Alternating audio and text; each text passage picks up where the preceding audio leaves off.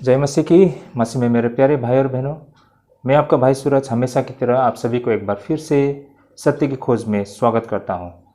चलिए हम शुरू करते हैं हमारे आज के बाइबल अध्ययन।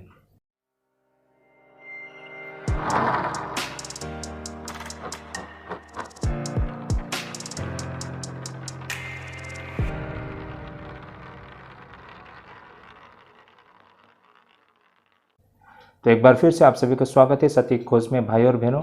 आज का जो हमारा बाइबल अध्ययन करने का रहेगा वो रोमियो को पत्री 14 अध्याय 10 से लेकर 12 पद तक। भाई और बहनों, कुल मिलाकर हमारा आज 2 विषय रहेगा। हमारा पहला विषय 14 अध्याय 10 से लेकर 12 पद तक रहेगा। हमारा काफ़ी रोचक विषय रहता है भाई और बहनों। हम बिल्कुल कोशिश करते हैं कि हम बिल्कुल व्यवहारिक शिक्षा और बिल्कुल सरल तरीके से आपके समक्ष बाइबल से संबंधित उन सारे जटिल बातों को, उन सारे तथ्य और सत्य को आपके समक्ष लेके आए। यही कारण इससे पहले के जितने भी हमारे अध्ययन हैं आप हमारे प्लेलिस्ट से देख सकते हैं। तो भाई और बहनों, आज का जो हमारा अध्ययन करने का रहेगा 14 अध्याय 10 से लेके 12 पद तक। जैसे मैंने कि पहले भी कहा, आज हम 10 पद से अध्ययन कर रहे हैं। इससे पहले के जितने भी अध्ययन है आप हमारे प्लेलिस्ट से देख सकते हैं। भाई और बहनों, हमारा जो आज का विषय रहेगा ये इस प्रकार है, हम सब के सब परमेश्वर के न्याय सिंहासन के सामने खड़े होंगे। भाई और बहनों, हम में से हर कोई परमेश्वर के न्याय सिंहासन के सामने एक दिन खड़े होंगे। तो भाई और बहनों, यही कारण हम में से किसी को ये अधिकार नहीं है कि हम किसी पर अपनी उंगली उठाएं या किसी का हम न्याय करने के लिए बैठ जाएं, क्योंकि हम में से हर एक को परमेश्वर के न्याय सिंहासन के सामने एक दिन खड़ा होना पड़ेगा। ये हमारा आज का विषय है भाई और बहनों। काफ़ी रोचक विषय हैं। चलिए भाई और बहनों, सबसे पहले हम वचन को पढ़ लेते हैं। रोमियो को पत्री 14 अध्याय 10 से लेके 12 पद तक में यहाँ पर वचन इस प्रकार लिखा है, तू अपने भाई पर क्यों दोष लगाता है, या तू फिर क्यों अपने भाई को तुच्छ जानता है। हम सब के सब परमेश्वर के न्याय सिंहासन के सामने खड़े होंगे, क्योंकि लिखा है कि प्रभु कहता है, मेरे जीवन की सौगंध की हर एक घुटना मेरे सामने टिकेगा और हर एक जीव परमेश्वर को अंगीकार करेगी। सो हम में से हर एक परमेश्वर को अपना अपना लेखा देगा। ओके, आमेन। जैसे कि मैंने शुरुआत में कहा, हम अपने भाइयों पर दोष नहीं लगा सकते हैं, क्योंकि हम सारे लोग न्याय के अधीन हैं और हम में से हर एक को एक दिन परमेश्वर के पवित्र न्याय सिंहासन के सामने खड़ा होना होगा और हम में से हर एक को अपने जीवन की लेखा देना होगा। यही कारण भाई और बहनों, यह एक बुनियादी कारण है कि हमें किसी और का मूल्यांकन करने का कोई अधिकार नहीं है। इसका कारण यह है कि हम स्वयं न्याय का अधीन मनुष्य है। भाई और बहनों, यह एक बुनियादी कारण है कि हमें किसी और का मूल्यांकन करने का कोई अधिकार नहीं है। इसका कारण यह है कि हम स्वयं न्याय का अधीन मनुष्य है। भाई और बहनों, हम में से बहुत सारे लोग आज के डेट में हम देख पाते हैं ना, चाहे वो परिवार में हो, चाहे या हम अपने दोस्तों रिश्तेदार उनके बीच में हो, या फिर हम अपने कलीसिया में हो, किसी न किसी क्षण हम किसी न किसी तरीके से हम दूसरे भाइयों पर उंगली उठा रहे होते हैं, उनका मूल्यांकन कर रहे होते हैं, उनका न्याय करने के लिए प्रयास कर रहे होते हैं। लेकिन यहाँ पर प्रेरित पौलुस ये बात बिल्कुल स्पष्ट कहते हैं कि आप और हम में से किसी को भी ये अधिकार नहीं है कि हम किसी का न्याय करें, क्योंकि आप और हम भी उसी न्याय के अधीन है। भाई और बहनों, ये मानवता का सार है कि हम न्यायाधीश नहीं बल्कि न्याय के अधीन है। हम मानव जाति, दुनिया के कोई भी व्यक्ति होने दो, चाहे वो कितने भी प्रसिद्ध व्यक्ति होने दो या बुद्धिमान व्यक्ति होने दो, है ना, चाहे वो कोई पास्टर होने दो या पोप होने दो या बिशप होने दो या कोई भी बहुत बड़े सुसमाचार प्रचारक क्यों ना हो, हर किसी को परमेश्वर के न्याय सिंहासन के सामने खड़ा होना पड़ेगा भाई और बहनों, क्योंकि हम मनुष्य हैं। हम न्याय करने के अधिकार हमें नहीं दी गए है ना, बल्कि हम तो उस न्याय के अधीन है। अपनी बातों को सिद्ध करने के लिए यहाँ पर प्रेरित पौलुस यशायाह की पुस्तक से इन बातों को लिया गया है। जैसे कि यहाँ लिखा है ना 45 अध्याय, यशायाह 45 अध्याय 23 पद में, मैंने अपनी ही शपथ खाई, धर्म के अनुसार मेरे मुंह से ये वचन निकला है और वो नहीं टलेगा। प्रत्येक घुटना मेरे सम्मुख झुकेगा और प्रत्येक के मुंह से मेरी ही शपथ खाई जाएगी। तो भाई और बहनों, इन्हीं वाक्य को, इन्हीं शब्दों को, इन्हीं वचनों को प्रेरित पौलुस ने यहाँ पर रोमियो को पत्री 14 अध्याय 10 से 12 पद के बीच में डाला गया है। भाई और बहनों, यह एक उदाहरण था, यह वास्तव में एक ऐसा विचार था जिससे कोई भी यहूदी बिल्कुल सहमत थे। एकमात्र व्यक्ति जिसे किसी का न्याय करने का अधिकार है वो स्वयं परमेश्वर है। परमेश्वर के अलावा किसी भी इंसान को, किसी भी जन को यह अधिकार नहीं है कि वो न्याय करे। जो व्यक्ति परमेश्वर के न्याय की कसौटी पर खड़ा है, उसे उस कसौटी पर खड़े किसी दूसरे व्यक्ति का न्याय करने का बिल्कुल भी अधिकार नहीं है। भाई और बहनों, हम कितनी आसानी से हम अपने भाई और बहनों की उनका आलोचना करते हैं, या फिर हम उनको मूल्यांकन करते हैं और उनको न्याय करने के लिए कोशिश करते हैं ना। उन पर उंगली उठाते हैं, उनकी गलतियों को हम सबके सामने रखते हैं, बातचीत का एक एजेंडा बना देते हैं उससे हम। जब कभी भी 2-4 लोग एक साथ इकट्ठा होते हैं तो किसी तीसरे के विषय में बातें करना शुरू कर देते हैं। ये बहुत ही सामान्य बात हो गया है।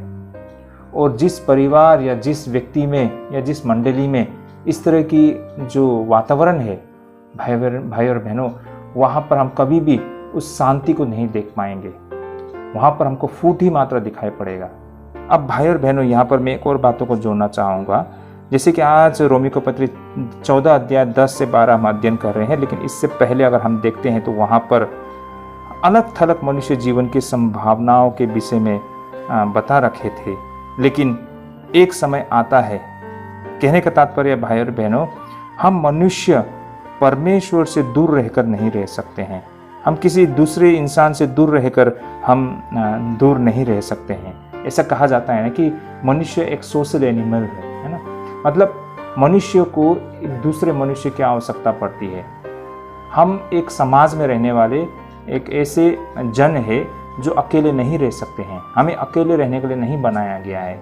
हम परमेश्वर के बिन नहीं रह सकते हैं। हमारा संबंध हमेशा परमेश्वर के साथ बना रहता है। हम हमेशा एक दूसरे के साथ जुड़े रहते हैं। हमारे परिवार होते हैं, है ना, हमारे रिश्तेदार होते हैं, हमारे दोस्त होते हैं, हमारे समाज होते हैं, जहाँ हम एक दूसरे से जुड़े रहते हैं, है ना। और इसकी बहुत ही ज़रूरत है भाई और बहनों। लेकिन एक समय आता है जब मनुष्य अलग थलग हो जाता है, और वह यह है कि वह परमेश्वर के न्याय आसन के सामने खड़ा होता है। जब वो व्यक्ति परमेश्वर के न्याय आसन के सामने खड़ा होता है तो वो बिल्कुल अलग थलग हो जाता है। रोमन गणराज्य के पुराने दिनों में जब न्यायाधीश न्याय करने के लिए न्याय आसन पर बैठे होते हैं, न्यायाधीश के न्याय आसन के सामने खड़े एक व्यक्ति को देखकर एक रोमन को अच्छी तरह से ये बातें पता चल जाता है कि हर व्यक्ति के साथ आगे जाके ऐसा ही होता है ना। या फिर कभी भी किसी व्यक्ति को न्यायाधीश के सामने खड़ा होना होता है तो वो अकेला होता है, और यह एक ऐसा निर्णय है जिसका सामना उसे अकेले ही करना होगा। इस संसार में कभी कभी किसी और के गुनाहों का उपयोग उसे बचाने के लिए होता है। जैसे कि युवाओं को अपने माता पिता का खातिर कुछ दंड से बचाया गया है। लेकिन भाई और बहनों, हम देख पाते हैं कि दुनिया में ऐसा भी होता है कि कभी कभार जब किसी व्यक्ति को, है ना, उस पर न्याय किया जाता है और उसे दंड दिया जाता है, लेकिन उसकी सज़ा के बदले उसे माफ़ी मिल जाती है, कारण उनके माता पिता के खातिर। बहुत समय पर होता होगा, आप सभी ने भी जीवन में कभी न कभी इन बातों का अनुभव किया होगा। कुछ बहुत ही बुरे लोग होते हैं, है ना, जिसे दंड देना बहुत ही आवश्यक होता है। समाज ने, न्यायाधीश ने ये न्याय किया है कि उसे दंड देना चाहिए, लेकिन कभी कभार ऐसे होते हैं कि उनके माता पिता बहुत अच्छे होते हैं और उनके माता पिता के खातिर उसे भी छोड़ दिया जाता है, उसे एक मौका दिया जाता है सुधरने के लिए। लोग सोचते हैं कि अगर उसे कुछ कर दिया जाए तो उनका माता पिता का क्या होगा, इसलिए उनके माता पिता के खातिर उसे छूट दी जाती है। ऐसे बहुत दफ़े जो मानव इतिहास में हमें होते हुए दिखाई पड़ती है। उसी तरह भाई और बहनों, बहुत से पतियों को अपनी पत्नी और बच्चे के कारण उस पर दया की जाती है, परंतु परमेश्वर के न्याय में मनुष्य अकेले को सामना करना पड़ता है। इस तरह भाई और बहनों, हो सकता है दुनिया में कहीं ना कहीं, कभी ना कभी आपको छूट मिले, या फिर आपके साथ आपके माता पिता, आपके परिवार खड़ा हो, लेकिन भाई और बहनों, जब परमेश्वर के न्याय आसन के सामने आप खड़े होते हैं तो उस वक्त आपके साथ कोई नहीं होता है। ये संभव नहीं है। आप अकेले को सामना करना पड़ता है, आप अकेले को अपना लेखा देखा देना होता है भाई और बहनों, और इससे कोई छूट नहीं है, इससे कोई एस्केप नहीं कर सकते हैं। हर किसी को इसका सामना करना पड़ता है भाई और बहनों। उसी तरह कभी कभी जब कोई महान व्यक्ति मर जाते हैं, है ना, इस संसार में बहुत सारे महान पुरुष लोग हैं, जब उनका मृत्यु हो जाता है तो होता क्या है, उसके ताबूत जो होते हैं, यानी कि जिसमें उसके देह को रखा जाता है, जो कॉफिन होते हैं, उसे शोक सभा के सामने रखा जाता है और उसके शीर्ष पर उसके शैक्षणिक सम्मान की जानकारी रखी जाती, या फिर राजकीय सम्मान की व्यवस्था की जाती है, लेकिन फिर भी वह उन्हें नहीं ले जा सकता है अपने साथ। भाई और बहनों, आप सभी ने भी कभी न कभी इन सारी चीज़ों का अनुभव किया होगा, है ना। हमारे यहाँ पर भी कभी किसी ऐसे व्यक्ति का जब मृत्यु होता है, देहांत होता है, चाहे वो धार्मिक जो लीडर हो सकता है ना, धर्मगुरु हो सकता है, पास्टर कहे, या फिर कोई बहुत बड़े प्रचारक हो, या बहुत बड़े सेवक हो मंडली में, या फिर समाज में कोई बहुत ही पढ़े लिखे विद्वान, या फिर समाज में बहुत ही उच्च पद में रहने वाले व्यक्ति, किसी का मृत्यु हो जाता है, देहांत हो जाता है, तो उनका जब फ्यूनरल किया जाता है ना, जब उनका शोक सभा होता है, तो उस समय क्या होता है कि उसे जिस कॉफिन में रखा गया होता है वहीं पर उनके विषय में जानकारी रखा गया होता है। जैसे कि उस व्यक्ति का कब पैदा हुआ था, उनके परिवार में कौन कौन थे, उन्होंने कहाँ तक पढ़ाई की है, कब उन्होंने विवाह किया, उनके कितने बच्चे हैं, जीवन में उन्हें किन सारी चीज़ों में सफलता हासिल की है, ये सारे जानकारी, यानी कि जीवन में उसने क्या क्या प्राप्त किया, अचीवमेंट प्राप्त की, उसके विषय में वहाँ पर लिखा गया होता है। सबको बताया जाता है, सब सुनते हैं और उसकी प्रशंसा करते हैं ना, उनको याद किया करते हैं। तो इस तरह से आमतौर पर जब शोक सभा होती है तो इस तरह का कार्यक्रम रखा जाता है भाई और बहनों। लेकिन ये सिर्फ नहीं भाई और बहनों, आप सभी जानते होंगे राजकीय सम्मान भी, मान लीजिए बहुत बड़ा नेता है ना, तो या फिर बहुत बड़े हस्ती है, उनका मृत्यु होने पर राजकीय सम्मान रखा जाता है ना, पूरे जिले में या फिर पूरे राज्य में आपको उसके मृत्यु के अवसर पर, है ना, जब उनका देहांत हुआ है तो एक राजकीय शोक सभा रखा जाता है। भाई और बहनों, इतना सम्मान दिया जाता है, लेकिन फिर भी भाई और बहनों, ये सारे व्यक्ति वह उन्हें नहीं ले जा सकता है अपने साथ, क्योंकि भाई और बहनों, हम नग्न इस दुनिया में आए थे और नग्न हम इसे छोड़ जाएंगे। हम अपनी आत्मा के भयानक अकेलेपन में परमेश्वर के सामने खड़े होंगे।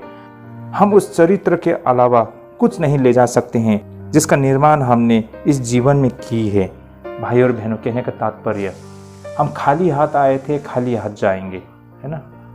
हमने कुछ लेके नहीं आया था और कुछ लेके नहीं जाएंगे। भले इस दुनिया में हमने बहुत कुछ प्राप्त किया हो, बहुत कुछ कमाया हो, बहुत कुछ हासिल किया हो, लेकिन जाते समय हम खाली हाथ जाएंगे।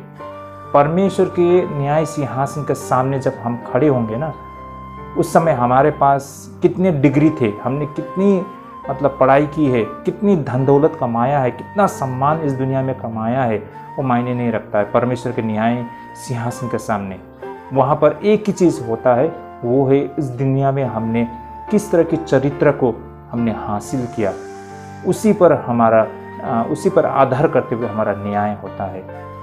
तो भाई और बहनों, ये एक जीवन का बहुत ही अच्छा एक शिक्षा है कि दुनिया में आपने क्या कमाया, क्या आपने धन दौलत सम्मान मान ये सब कमाया कि आपने एक अच्छे चरित्र को कमाया है।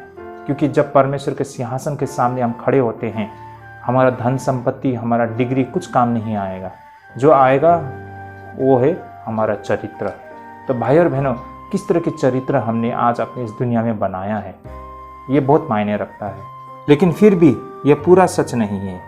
भाई और बहनों, मैं फिर से एक बात यहाँ पर कहना चाहता हूँ कि ये पूरी सच नहीं है। जैसे कि हमने कहा ना, परमेश्वर के न्याय सिंहासन के सामने हम सभी को अकेले खड़ा होना पड़ता है। दुनिया में तो हमारे साथ बहुत लोग होते हैं, हमारे परिवार, हमारे दोस्त, हमारे रिश्तेदार, है ना, या फिर हमारे धन संपत्ति, हमारे डिग्री, बहुत कुछ मायने रखता है इस दुनिया में जब इस दुनिया के न्याय सिंहासन के सामने हम खड़ा होते हैं। लेकिन परमेश्वर के न्याय सिंहासन के सामने जब हम खड़ा होते हैं तो हमारे पास कुछ नहीं होता है, हम खाली होते हैं, क्योंकि हम नंगना आए थे और नंगना हम परमेश्वर के सामने खड़े होंगे। ये बात सच है, लेकिन ये पूरी सच भी नहीं है, क्योंकि भाई और बहनों, ये वेरी करता है। ये एक इंसान से दूसरे इंसान में फर्क पड़ता है। यहाँ पर किसी इंसान को अकेला खड़ा होना पड़ता है और किसी इंसान के साथ कोई एक जन खड़ा होता है। वो क्या बात है भाई और बहनों, इन बातों को मैं स्पष्ट करना चाहता हूँ। देखिए भाई और बहनों, हम परमेश्वर के न्याय आसन पर अकेले नहीं खड़े हैं। इसका कारण ये है कि हम यीशु मसीह के साथ खड़े हैं। लेखक और पत्रकार कॉलिन ब्रूक अपनी एक किताब में लिखते हैं, परमेश्वर के विषय में जितना हम सोचते हैं उससे कहीं अधिक दयालु परमेश्वर होते हैं। और यदि वह यह नहीं कह सकता, मेरा कहने का तात्पर्य, अगर परमेश्वर आप और हमारे विषय में अगर ये नहीं कह सकता शाबाश, अच्छा और वफादार सेवक, तो फिर हो सकता है कि वह अंत में कहेगा, चिंता मत करो मेरे बुरे और अविश्वासी सेवक, मैं कुल मिलाकर तुम्हें नापसंद नहीं करता। भाई और बहनों, यह अपने विश्वास को व्यक्त करने का एक व्यक्ति का संकी तरीका हो सकता था, लेकिन ऐसा भी नहीं है कि परमेश्वर केवल हमें नापसंद नहीं करते हैं, बल्कि परमेश्वर यीशु मसीह के लिए हमसे प्रेम करते हैं। भाई और बहनों, इन बातों को आप लोग समझ पा रहे होंगे, है ना। भले ही हम परमेश्वर के जन, हम में बहुत सारे घटी कमी हो, लेकिन परमेश्वर हमसे बेहद प्रेम करते हैं। जब तक हमारा मन साफ है ना, हम पूरे मतलब ईमानदारी से परमेश्वर से प्रेम करते हैं, तब तक हम परमेश्वर में सुरक्षित हैं, भले ही हमें बहुत सारे घटी कमी क्यों ना हो। इसलिए दुनिया में ऐसे बहुत सारे लोग होंगे, जब न्याय आसन के सामने वो खड़े होते हैं तो अकेले होते हैं, उसका साथ देने वाला कोई नहीं होता है, उसके लिए बोलने वाला कोई नहीं होता है। लेकिन जो परमेश्वर के सच्चे सेवक होते हैं, परमेश्वर के न्याय सिंहासन के सामने जब वो खड़ा होता है तो उसके साथ यीशु मसीह खड़ा होता है। यीशु मसीह उसके लिए वकालत करते हैं। भाई और बहनों, कितनी अच्छी बातें हैं ना। हमारे पास जब हम परमेश्वर के न्याय सिंहासन के सामने खड़े होंगे, यीशु मसीह हमारे साथ हमारे लिए गवाही देने के लिए खड़ा होगा। ये कितनी अच्छी बातें हैं ना। हमें अपनी आत्मा के नग्न अकेलेपन में परमेश्वर के न्याय आसन के सामने खड़ा होना होता है। साथ ही अगर हम जीवन में मसीह के साथ रहे तो हम मृत्यु में भी उसके साथ खड़े होंगे। इस तरह परमेश्वर के सामने वो हमारी पक्ष रखने वाला वकालत करेंगे। भाई और बहनों, यही कारण हमें चिंता करने की आवश्यकता नहीं है, बल्कि हमें परमेश्वर के प्रति ईमानदार और अपने कर्तव्य को निरंतर निभाते रहना चाहिए। ये सबसे बड़े और महत्वपूर्ण बातें हैं। और साथ ही भाई और बहनों, किसी का न्याय करने का आप और हमें कोई अधिकार नहीं है, क्योंकि हम खुद ही उस न्याय के अधीन है। परमेश्वर हमारा न्याय करने वाला है, तो हम कौन होते हैं किसी और का हम न्याय करें। लेकिन अनफॉर्चुनेटली हम क्या होता है हमारे बीच में, इसके बिल्कुल विपरीत है ना। जब कभी भी हम 2-4 जन एक साथ इकट्ठा होते हैं तो किसी दूसरे के विषय में बातें करना शुरू कर देते हैं, उसके बारे में बुराई करना शुरू कर देते हैं। अब यहाँ पर और एक बातें हैं। देखिए, हमें किसी का न्याय करने का अधिकार नहीं है, किसी की बुराई करने का अधिकार नहीं है, क्योंकि हम खुद भी बहुत ही बुरे हैं। परमेश्वर हमारा भी न्याय करेंगे। लेकिन भाई और बहनों, साथ ही हमें भला और बुरा को फर्क करना भी आना चाहिए। ऐसा नहीं है कि हम किसी का मतलब हमें किसी का न्याय करने का अधिकार नहीं है, बोलकर हम मतलब आंख मूंद ले, ये भी नहीं होगा। हमें भले और बुरे को फर्क करना भी आना चाहिए, है ना। परमेश्वर के आज्ञा के मुताबिक, उन सिद्धांतों के मुताबिक अगर वो गलत है तो वो गलत है, उसके साथ हमें खड़ा नहीं होना है। इसका मतलब ये नहीं है कि हम उसका न्याय कर रहे हैं। तो भले और बुरे को फर्क करना और सच्चाई का साथ देना ये हमारा कर्तव्य है, लेकिन इसका मतलब ये नहीं है कि हम किसी का न्याय कर रहे हैं, है ना। न्याय तो वो होता है कि हम किसी को हम गलत ठहराते हैं या फिर उसको लेकर उसे हम मतलब कटघरे में खड़ा कर देते हैं। ये नहीं भाई और बहनों, ये तो परमेश्वर का कार्य है, ये परमेश्वर का काम है। तो इन सारी बातों को आज हमें समझना होगा। इसलिए कभी भी भाई और बहनों, जब हम मंडली में या परिवार में एक साथ होते हैं तो किसी दूसरे के विषय में बैकबाइट करना मत शुरू कीजिए, है ना। किसी का न्याय करना शुरू मत कीजिए, लेकिन अपने आप को झांक के देखिए कि हम कहाँ हैं। हम बहुत ही आसानी से लोगों का बुराई करना शुरू कर देते हैं, हर किसी का गलती दिखाना शुरू करते हैं, लेकिन हम खुद अपने अंदर झांक के नहीं देखते हैं। हम में कितनी घटी कमी है उसे दूर करने के लिए प्रयास नहीं करते हैं, उसे समझने के लिए प्रयास नहीं करते हैं, लेकिन हम मात्र दूसरों की घटी कमी को ढूंढते हैं और उस पर इल्ज़ाम लगाते हैं। तो प्रेरित पौलुस यहाँ पर ही बातों को बता रहे हैं रोम के मंडली को ना, बिल्कुल व्यवहारिक सलाह दे रहे हैं, जो कि आज आप और हमारे लिए भी उतना ही व्यवहारिक है। तो ये था भाई और बहनों आज का हमारा पहला अध्ययन। आई होप आप सभी ने इसको एंजॉय किया होगा। अगले अध्ययन में हम मिलेंगे। आज के लिए हम यहीं पे स्थगित करते हैं। अगर भाई और बहनों आपको इसमें कुछ सत्य और सच्चाई दिखाई देता है तो ज़रूर इसे अपने फ्रेंड रिलेटिव सभी के साथ शेयर कीजिए, ताकि उन तक भी सच्चाई पहुंच सके। तो भाई और बहनों आज के लिए यहीं पे स्थगित करते हैं। मिलते हैं अगले किसी इसी प्रकार के अध्ययन में। प्रभु आप सबको ढेरों आशीष करे। जय मसीह की।